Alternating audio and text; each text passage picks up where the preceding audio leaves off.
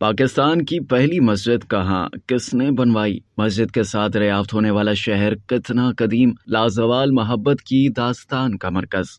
1928 میں ہندوستان کے مشہور ماہر آثار قدیمہ رمیش چندر مجومدر نے کراچی سے 40 میل دور گھاروں کے شمالی کنارے ایک وسیع اور بلند ٹیلے پر کھدائی کا آغاز کیا، مگر پھر تھوڑے ہی عرصے بعد کھدائی کا کام روک دیا گیا۔ پھر قیام پاکستان کے بعد سن 1951 میں محکمہ آثار قدیمہ کے ایک افسر لیزلی الکوک کی نگرانی میں یہ کام دوبارہ شروع ہوا۔ سرسری کھدائی کے بعد وہ اس نتیجے پر پہنچے کہ یہاں اسلامی زمانے سے پہلے کے کوئی آثار موجود نہیں اور یہاں کی کسی چیز سے ثابت نہیں ہوتا کہ یہ وہی شہر دیبل ہے جسے محمد بن قاسم نے فتح کیا تھا۔ سن 1957 میں اس کام کی نگرانی پاکستان کے مشہور ماہر آثار قدیمہ FA خان کے سپرد کر دی گئی، جنہوں نے 1965 تک اس شہر کی کھدائی کا کام سر انجام دیا۔ ان کھدائیوں کے بعد ماہرین آثار قدیمہ نے بتایا کہ یہ شہر تقریباً 2000 سال قدیم ہے اور پہلی صدی عیسوی سے 13ویں صدی عیسوی تک اپنے عروج پر تھا۔ پاکستان محکمہ آثار قدیمہ کے کتابچے بمبھور کے مطابق انہوں نے خیال ظاہر کیا کہ یہ وہی بندرگاہ تھی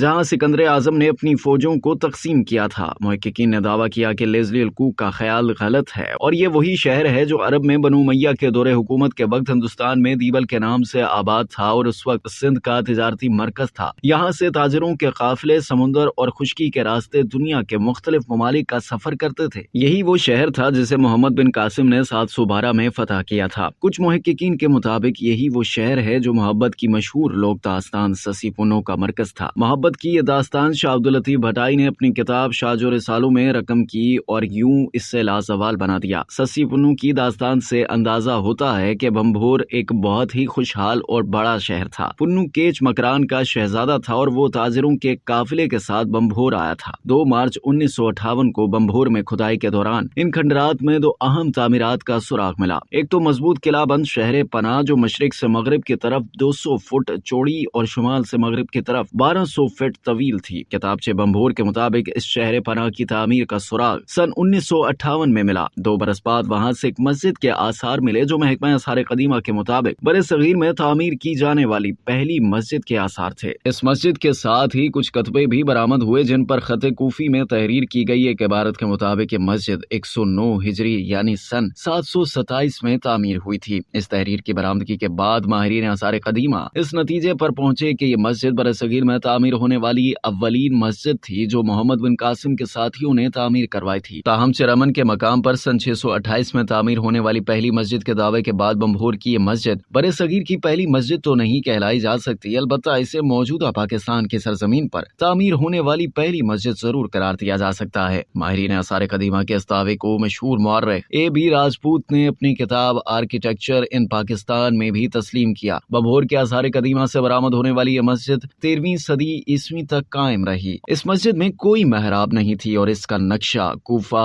اور واسط کی مساجد سے مشابہ تھا اور انہی کا تسلسل لگتا تھا۔ اس مسجد کے شمال کی جانب ایک نہایت وسیع عمارت کے آثار بھی پائے گئے جس کے متعلق گمان کیا گیا کہ یا تو یہ مسجد سے ملحقہ مدرسہ ہے یا سرکاری نظم و نسق کی کوئی عمارت۔ بمبھور کے آثار کی کھدائی مکمل ہونے کے بعد 14 مئی 1967 کو اس مقام پر ایک تاریخی عجائب گھر کا افتتاح کیا گیا جہاں وہ نوادرات رکھے گئے ہیں جو بمبھور کی کھدائی کے دوران برآمد ہوئے تھے۔